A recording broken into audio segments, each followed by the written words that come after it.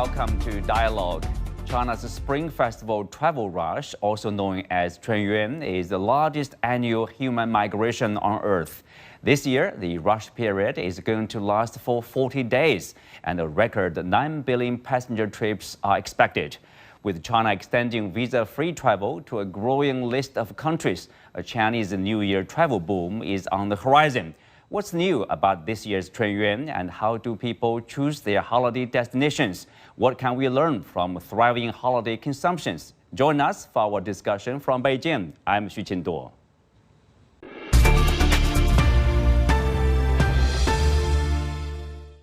Joining us for today's show are Flora Liu, founder and CEO of Joyview Education, Förster, head of ASEAN advisory from Dezan Shira Associates, Chen Jiahe, chief investment officer of Novem Arcae Technologies, and Yereth Jansen, CEO for China at Darling and expert of UN tourism.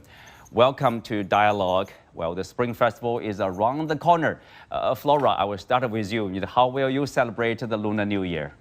In the past, I would join the largest human migration on this earth. And this year, I will, on the other hand, witness the biggest animal migration in this world, which is Africa. Africa, exactly. I'm going to Serengeti National Park in Tanzania. That's the plan. Well, that's a big travel plan. Yes. So, Jiahe, what about you?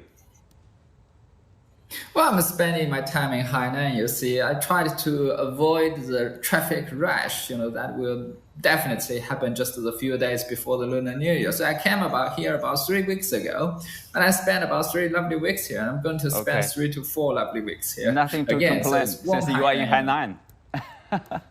Yeah, definitely.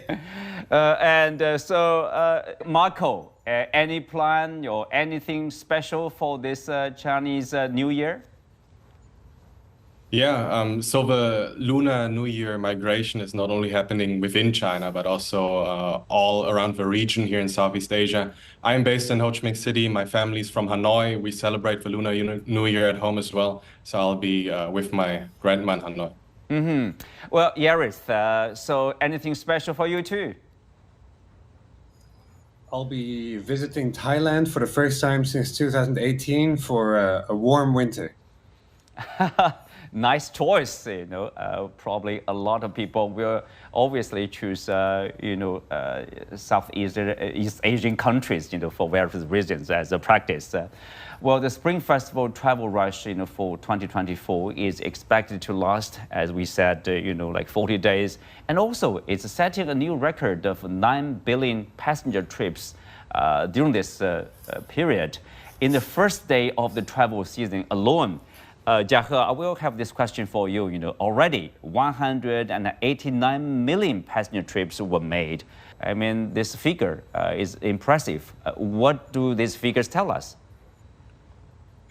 Yeah, definitely. We have saw a lot of people traveling around. All the tickets have been sold out. Hotel prices in Hainan are soaring to like 1,000 yuan per night, especially in Sanya. It's even difficult for you to book the hotel, even if you spend the money. There are multiple reasons why people are traveling out. I mean, if you look at the income growth, it has been steady for Chinese people in the past few years, growing like 5 to 6% every year. So people get more money. And another thing is that for youngsters, they no longer just go back to home during the Spring Festival. They love to travel to different destinations. So this made the traveling even more long distance. Long distance, speak of that. So there's something obviously, it's like a new trend. Back to you, Flora, among these total 9 billion trips, unprecedented like 7.2 billion trips are going to be made by self-driving. If you compare this number with that for 2019, so basically the proportion of self-driving trips during this period of time, has increased from about 65 to 80%. 80%. That's a big percentage. Why are so many Chinese travelers, hitting the road for this year? because this year the official holiday starts on the first day of the Chinese New Year. So it's really hard to secure a ticket. Either it's air ticket or a high-speed train, it's just too difficult. A lot of my friends are still on the wait list. So driving becomes the priority option for most of the people. It's so convenient, and people do not have to wait to get a ticket. Jiahe, of course, if you look at the young people, who, let's say, are probably the majority of those who are traveling back and forth, I mean, the ownership, the automobile ownership in this country, of course, that has something probably to do with the choice of driving home or driving to a certain destination? Definitely. If you look at how many vehicles has been sold in China last year, it's 30 million vehicles has been sold last year, among which 9 million are the new energy vehicles. So people get more and more cars and people get more driving licenses. So nowadays it's much easier for you to drive home. Also alongside the highway, you see much more facilities providing all kinds of supports to people. So it's pretty easy for you to drive around the country nowadays. I mean, it's much easier compared with like 1 or 2 decades ago. Earlier, we also mentioned about more and more people are expanding their travel plans outside their hometown. This is very different from the tradition. The tradition is like, of course, you are expected to be home with your parents. That's a family gathering time. Staying up all night to send off the old year and welcome the new year. That's the Chinese traditional practice, Flora. So you are one of them. Obviously, you are choosing this new practice. That's a fly into another continent even. What do you make of this change? Can we call this a trend, a new trend here in China? I believe this is a trend. There are several reasons why people want to make travel plans instead of unite with their families going back to hometown. Firstly, because of the economic development, people have more money, and obviously they want to make more adventures around the world to see a bigger world. And secondly, younger people in my generation who are born after the 1990s hate cooking, to be honest. And in a traditional Chinese family, women are supposed to cook. And now this year, the baton has been passed to me. So I've been under a lot of pressure to cook for more than 20 people for more than 7 days. So what is the solution? Then I'll take my whole family to travel with me. Problem solved. And it's also a way to contribute to the world economy, I guess. That's a good choice. Marcos, I wonder, since you stay in Vietnam, what's your observation of the local young people in particular? What's their choice? Do they still, go back home with their parents, or do they choose to spend the holiday probably in some places other than their hometown? Yeah, it's a very similar situation here. The holiday starts a little bit earlier here than in China. So typically the eve of the Lunar New Year and the first day is being spent with family, and the ongoing days are being used for visiting relatives, other friends. But then really on the second day after the Lunar New Year, that's where the travel rush begins. Most of the time that's domestic, but Vietnam is a much smaller country than China, of course. So there's lots of interest to travel to other countries like Thailand, Indonesia, but also China. If you look at the information available online, obviously the people's choice remains, let's say, bigger cities, Shanghai, Beijing, Shenzhen, Guangzhou, and Chengdu. And of course, now this year, or the end of last year, let's say, the winter time anyway, Harbin has been becoming this very popular destination for a lot of people. It's like inevitable. You have to spend some days in Harbin during this winter. And it actually surpassed that the popularity of, the traditional cities, for example, Hangzhou, Sanya, etc. What do you make of that? Why they are, in what way they are becoming so attractive? There's not a single element that we can highlight that will explain the trend in its whole. However, I think first of all, Chinese people have become more interested in winter destinations the last few years. That has also to do with the Winter Olympics, also has to do with more people going skiing. So I think that puts the winter, the cold, the snow destination on the map. Obviously, Harbin has a very well orchestrated marketing campaign around what is quite an incredible attraction. I've seen it in a lot of international social media as well, because people are really impressed with what is being put on show in Harbin for a few months' time. And I think it's the whole orchestration of also young people looking for something new, maybe an adventure. People are looking for fresh destinations, different things to do, combined with the winter sports trend, I would say, and then combine that with a well-orchestrated campaigns on social media. I think we all know in China what the power of social media can be. With the right kind of influencers, with the right kind of content, things can become incredibly popular in a very short period of time. Of course, the key for places like Harbin is to maintain that popularity throughout the year. So it's really important to see whether they can keep that up after the winter time, or if it's really a seasonal thing. Flora, you want to jump in? Yeah. Yeah, I actually asked this question to a Northeastern friend of mine. I said, in the past, you Northwestern people flooded into Hainan, Sanya, all the southern cities to enjoy your life. And how come all of a sudden, all the southern people are flocking to your territory and making your hometown their second hometown? And he replied, this is karma. This is just a cycle. Nowadays, Northeastern people have to earn more so that in the next year they can enjoy some bathing on the beach of Sanya. So it's just a cycle. And jokes aside, I do think the social media campaign of Harbin is really successful. If you search the name Harbin on the internet, either on Google or on Baidu, the image of Harbin is like a very warm-hearted, funny big brother who spoiled the visitors from all over the world. Harbin would do anything to satisfy a visitor. For example, pouring hot water for the passengers.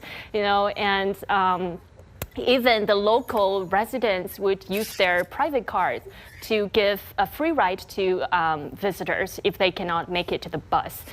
So the whole city is very hospitable, and they've shown the warm welcome to the whole world. And all of those have been recorded and posted on social media, and it went viral. According to the book, The Tipping Point, there are 3 factors you could adjust to create a social epidemic: the messenger, the message itself, and the context. So if you think about the Harbin, right, the messengers are the travel bloggers, the influencers, the local celebrities who would speak very highly of the experience. The message is quite sticky. Everyone has already known the nickname, the little southern potatoes, the nickname given by the Northeastern people, 南方小土豆, yes. Yeah. So the message is quite sticky. It's very easy to be spread over the internet. And thirdly, the context, right? Last year was the first year after the COVID quarantine restrictions have been lifted. So everyone were desperately searching for fun and adventures. Where can they go to find such an adventurous land with all the ice?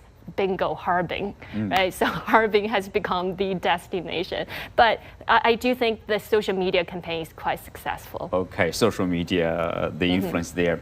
Jiahe, you are in Hainan, Haikou, which is close to, of course, the Sanya, which used to be the top 1 city, probably, during the winter time for the Chinese tourists. Obviously, somehow, the thunder is being stolen by Harbin. How do you see that? Well, I'm pretty glad when Harbin has got some, a lot of tourists going there because the northeast provinces are trying to develop our economy. The economic growth is very important for these provinces. They're actually lacking behind many of the developed provinces around the country. So it's pretty good for them to have a lot of tourists. But if you actually come over to Hainan, come over to Sanya and Haikou, you see these hotel prices keep on jumping upward. The hotel I have been staying a few days ago jumped by about 200% during the Spring Festival. And the staff in the front desk told me that if you want to book the room, you have to do it early. Otherwise, we can't promise you the room.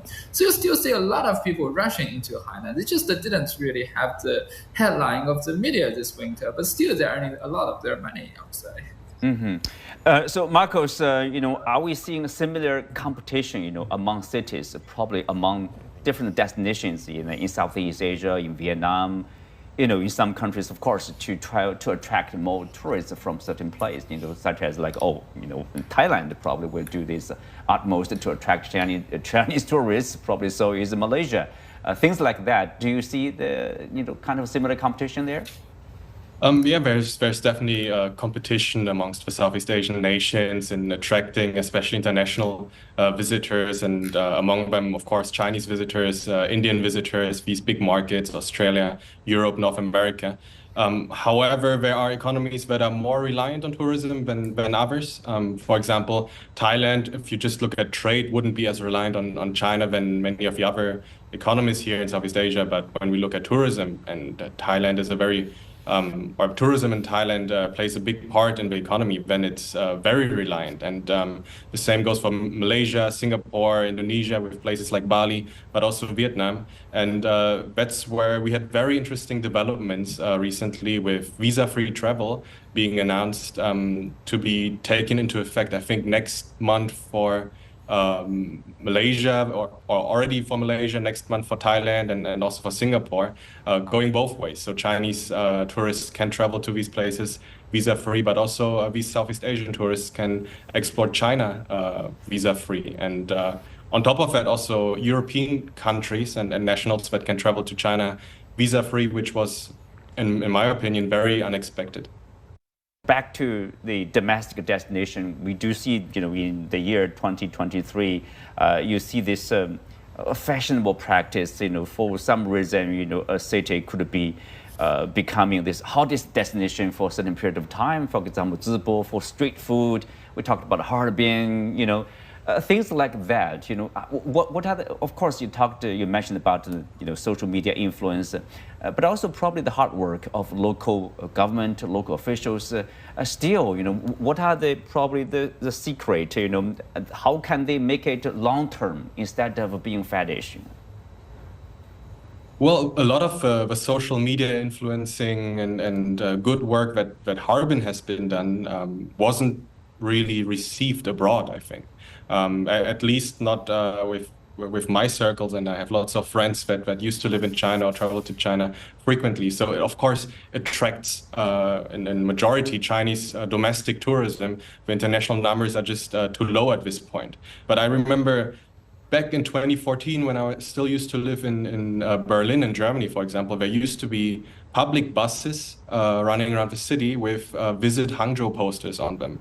And I think it needs the awareness and international marketing campaigns for specific cities in China that are not the typical ones, such as Chengdu for panda sightseeing and Shanghai for the skyline and all that. I think it needs a lot of more city exchanges, twin city partnerships, and especially student exchanges to bring more awareness to the many things that China has to offer to the world.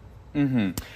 Yereth, you are the expert on tourism, on the brand of cities, on the brand of scenic spots in particular for a particular city or a destination. What's your observation? How can they make it their popularity permanent? I mean, last at least for probably more than a year or more than a certain period of time, rather than just like a one-off thing.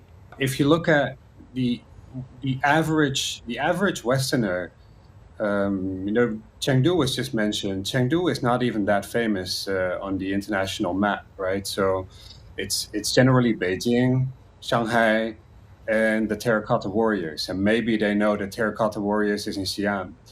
So that means that any city or any province that really wants to put them on the international map will consistently have to put out really good campaigns to targeted markets and over prolonged periods of time.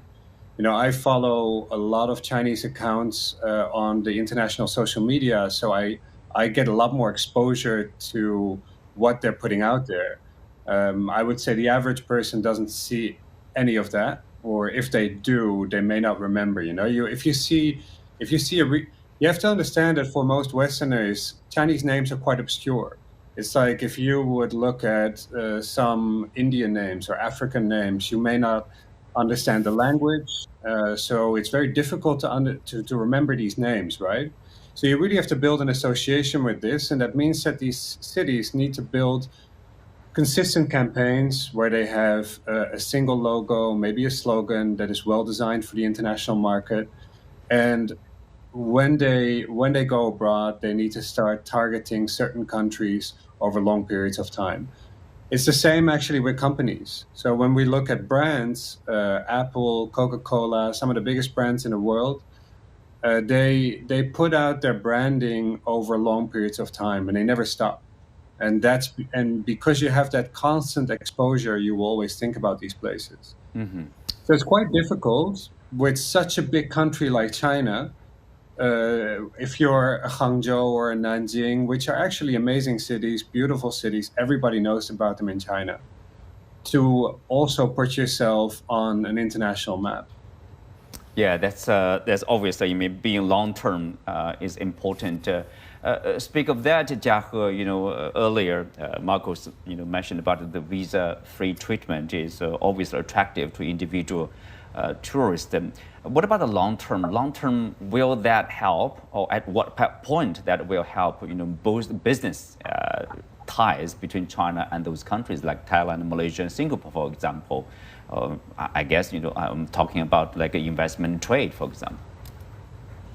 What happens is that people visit each other's country more frequently, and some businessmen start to hear from their relatives who, for example, visited Malaysia and found out there are so many, business opportunities or Chinese people living there. It's pretty friendly culture, and the businessman said, okay, next time let's go to pay a visit, and maybe I find some business opportunities over there. So businesses are actually built between countries who actually visit each other more often. Every businessman, every investor have their wives, their parents, their children. These people are just tourists, but when they come back home, they talk to the businessman, they talk to the investors. So that's the thing. You can't just say, okay, I want the business, I don't want the tourists. That's not going to happen. You're going to have both of them, and they actually stimulate with each other. For example, the tourists, when they go back, they tell their business, the businessman at home, maybe the husband, about the potential opportunities that they have saw. On the other hand, is that if a business is going to invest a lot of money in another country, they employ people to go there, they bring business opportunities there, and they probably sell the products from another country in China. So this is kind of tie that it's really mixed. You can't just say, I have this and I don't have that. These things just come all together. Mm-hmm. Well, Jiahe, related to the question. Yeah, go ahead, Yereth. If I may comment on this, I think you're making a really, really good point here. What I see with a lot of local governments is that they have the investment promotion department, they have the commerce department, they have the culture and tourism department, and they all do different things. And they use different brands, and they use different slogans. But actually, the brand should be very intertwined, and travelers can become business people. And some people may come and travel to a place and they find out it's actually really nice and it's very different from what they've seen in the media. And it could be a place where they want to work or invest or bring their company to or tell their friends about. So it's actually very, very closely intertwined. I agree. Closely intertwined, yeah. Jiahe, relatedly, of course, is about, this time is about consumption, is about spending, where your money is spent on. We do see, recently, you do see like people from the northeast part of China, for example, they are crowding into this open market, experiencing this fun and also some of the traditional practice, purchasing. People from Hong Kong and Macau are visiting Shenzhen, neighboring Shenzhen, to do purchasing over there. So in terms of consumption, what's your expectation for this year? Well, if we looked at this year, definitely we're going to have much better tourism industry compared with last year. I mean, last year is a recovery from the COVID period. People are gradually recovering. The domestic recovery is actually much quicker. But if you look at the international traveling of China, it's actually recovered slower compared with the domestic traveling. The main reason is that when Chinese people go into another country, they need translators. I mean, it's not many countries in the world that do speak Chinese as a main language, except countries like Malaysia and Singapore. But most other countries speak like English, Spanish, Japanese. So when Chinese people go in there, they can't go along. Most of the Chinese people can't go along. I mean, maybe I can, but most of the people can't go along. So they need to employ the translators, the traveling agencies. And many of these companies actually transferred their businesses, and people transferred their jobs during the 3 years the fighting against the COVID because they didn't have that much business. So now the COVID has been ended for over 1 year, and people are gradually coming back to this industry. We're gradually having more travel agencies, more translators. This is a much slower process compared with the domestic traveling. I mean, domestic traveling is very easy. Just buy a ticket, go there. It's so simple. So it's coming back gradually. If you see the data month by month, it's coming back gradually. So looking into this year, 2024, I'm pretty certain that you will see much higher growth of the global traveling for the Chinese tourists, basically because we got more translators, more travel agencies coming back. Well, Flora, lastly, any plan to do shopping in your destination? Of course, I'm all ready to go shopping. And actually, during the New Year's Eve of 2024, I actually traveled to Hong Kong with my families as well. I shopped a gift for every member in my family, so it's lucky to be my family. But I guess in the 2024, the consumption rate of China will keep climbing. And in the year of Dragon, we will see the Chinese economy experiencing an upward recovering trend. As we say, 龙抬头, the dragon will raise its head. I believe this is what will happen to the Chinese economy in this year. Yeah, auspicious, the year of Dragon.